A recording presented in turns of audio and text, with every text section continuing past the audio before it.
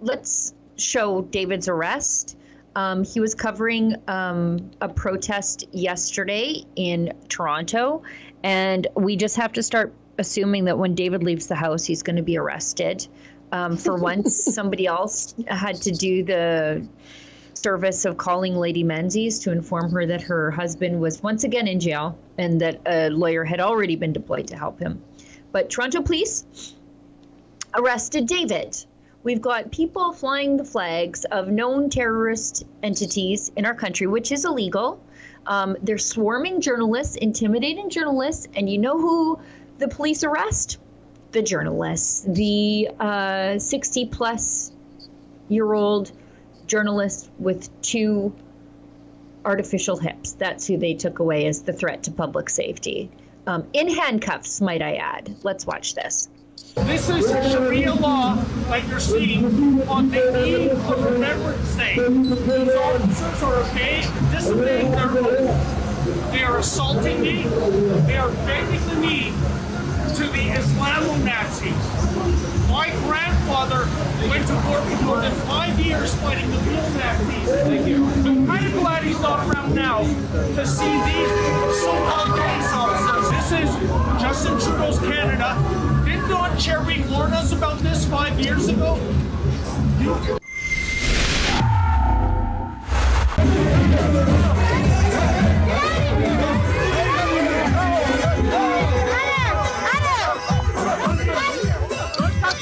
They're doing to him.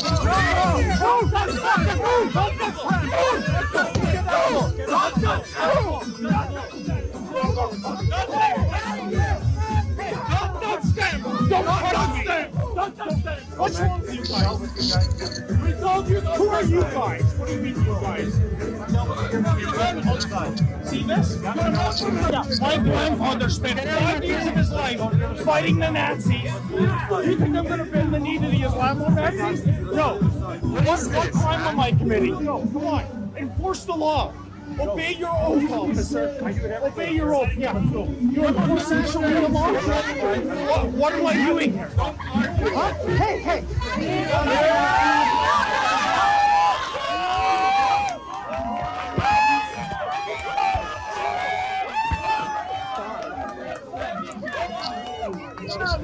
Goodbye.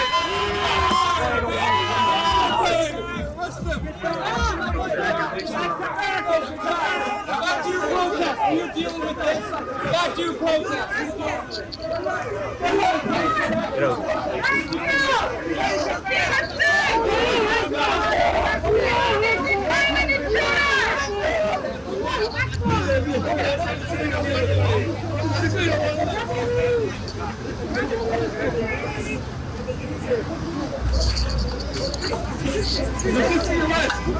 Everybody back to your protest. What a win. What a propaganda win for these Hamas jerks. David Menzies is in there being swarmed, bullied, shoved. Who did the cops come and slap in handcuffs? David Menzies. Is he resisting arrest? Does he need to be on the hood of a cop car? In handcuffs? Absolutely not. They didn't arrest a single person who touched him on camera. They've never asked to see evidence of the assault against David. No, David's the criminal here because he's showing the 2-tiered policing, and we can't have that.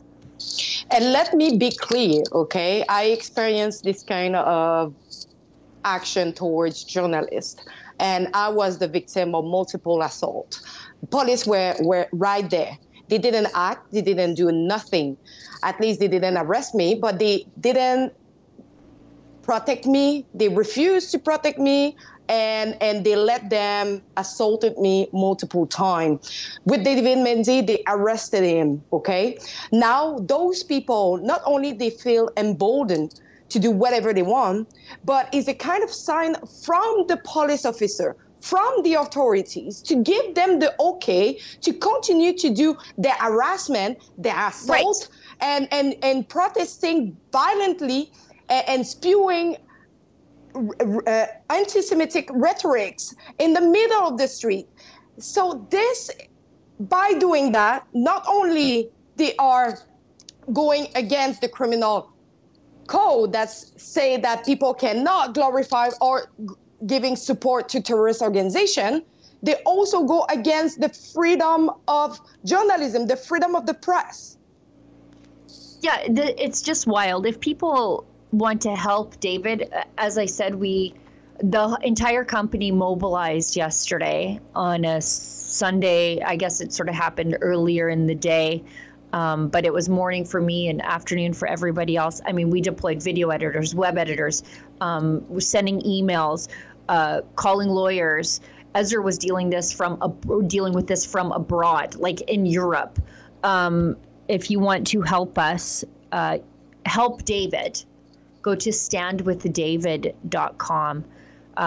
This is just absolutely outrageous. And you know what I really despise is right after this, all the cops are standing there. Well, then, as you said, it emboldens them 100%, because you know what happened?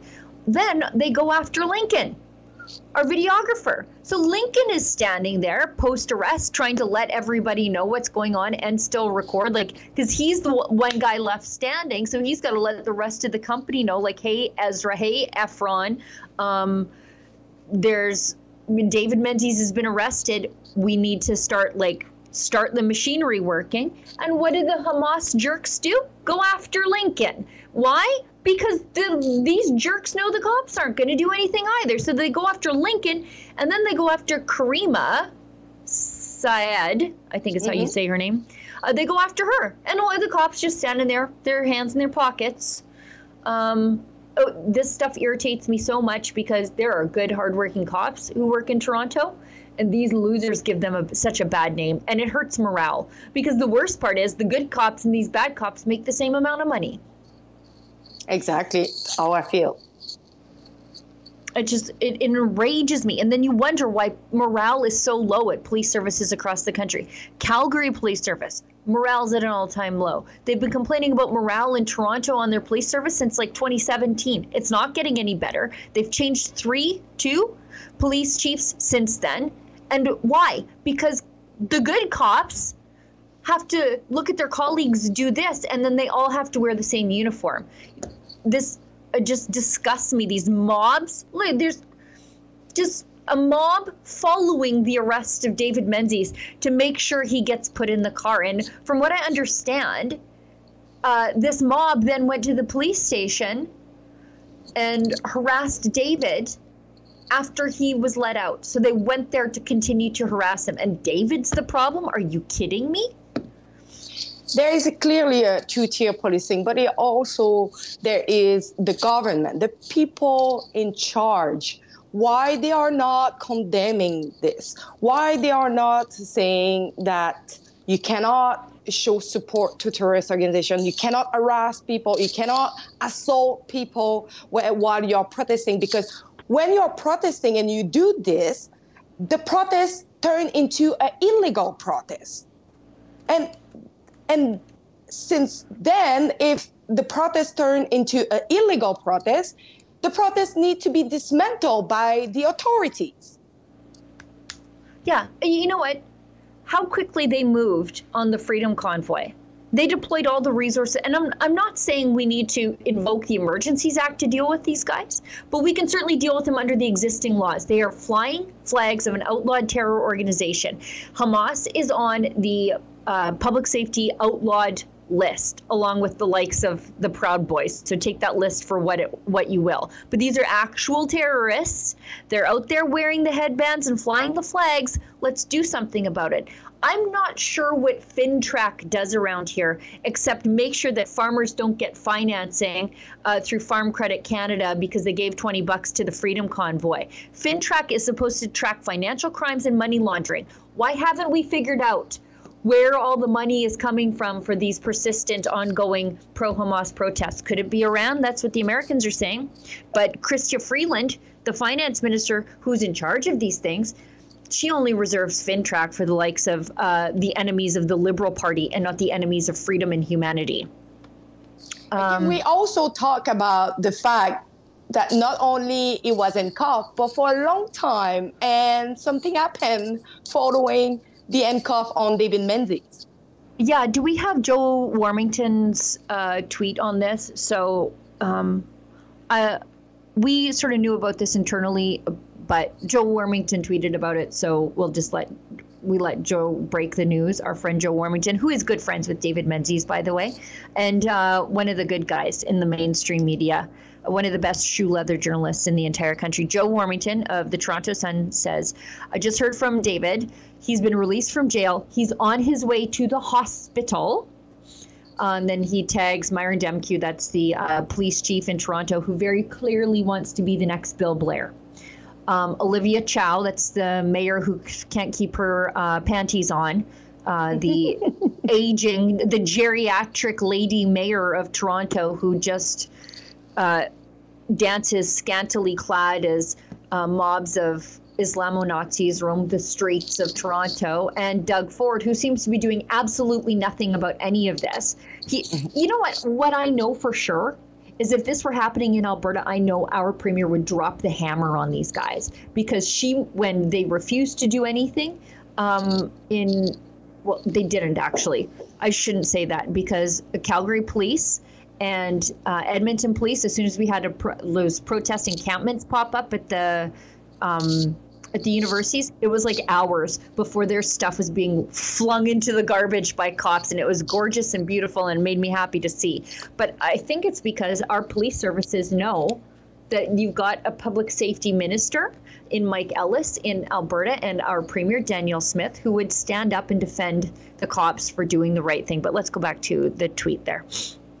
He said he's headed to the hospital as a result of cuts from the handcuffs.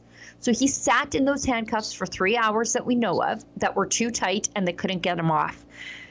6 Toronto firefighters had to use a special drill to get them off, and he had to go to the hospital from sparks landing on his skin. Hot metal landing on his skin. A lot of public sector heroes working on David Menzies' arrest and physical punishment today. It's disgusting. We will sue them into the dirt. Into the dust. There's no reason why he was in handcuffs at all. There was no reason why he should have been arrested and detained at all. He was the victim in that altercation. He wasn't the instigator. He was the victim. Then they take him away in handcuffs, then can't get the damn things off, have to cut them off, and then they don't even get him medical care. He has to go by himself to the hospital. So they harm him in custody, and he's got to get himself medical care after the fact. Imagine for 1 second that it was a journalist from CBC or another like corporate media. Yeah, forget it.